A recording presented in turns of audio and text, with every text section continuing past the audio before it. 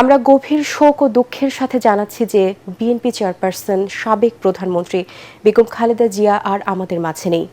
রাজধানীর এভারকেয়ার হাসপাতালে চিকিৎসাধীন অবস্থায় ভোর ৬টার দিকে তিনি মারা যান। ইন্না লিল্লাহি ওয়া ইন্না ইলাইহি রাজিউন।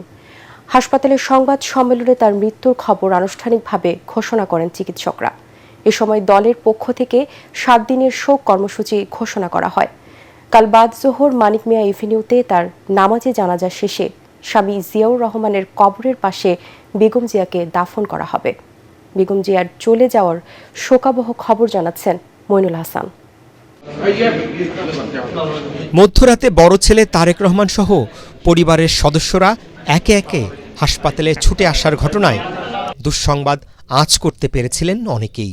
দুঃস্বপ্নের রাত ভোর হওয়ার সাথে সাথেই বিএনপির পক্ষ থেকে জানানো হয় প্রিয় নেত্রী বেগম খালেদা জিয়ার মৃত্যুর সংবাদ।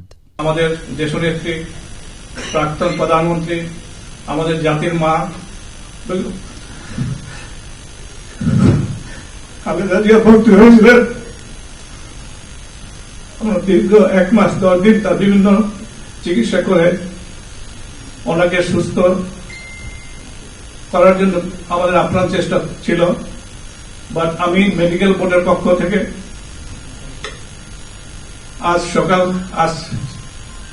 ভোর 6টায় 30শে ডিসেম্বর ওনার মৃত্যু ক্লিনিক্যালি ডেথ ঘোষণা করেছিলাম।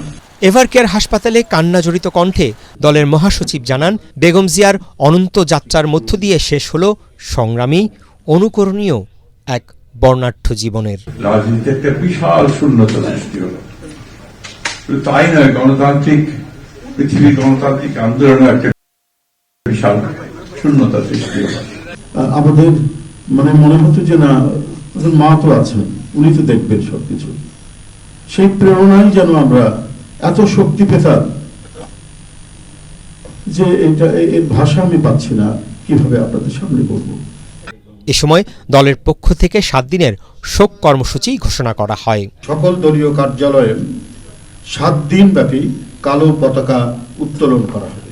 দলের সকল স্তরের নেতাকর্মীরা এই 7 দিন ব্যাপী কালো ব্যাজ ধারণ করবেন।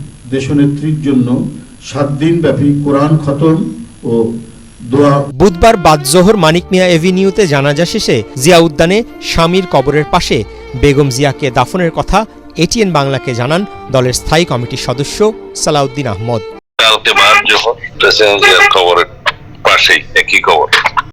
গুরুতর অসুস্থতা নিয়ে 23 নভেম্বর এভারকেয়ার হাসপাতালে ভর্তি হন বেগম জিয়া। দেশি বিদেশি চিকিৎসকদের সব চেষ্টা ব্যর্থ করে দিয়ে আর অসংখ্য কর্মী সমর্থক অনুসারী দেশবাসীকে কাঁদিয়ে 80 বছর বয়সে চিরবিদায় নিলেন অন্যায়ের বিরুদ্ধে আপোষহীন, অবিসংবাদিত এই নেত্রী। মইনুল হাসান, এটিএন বাংলা, ঢাকা।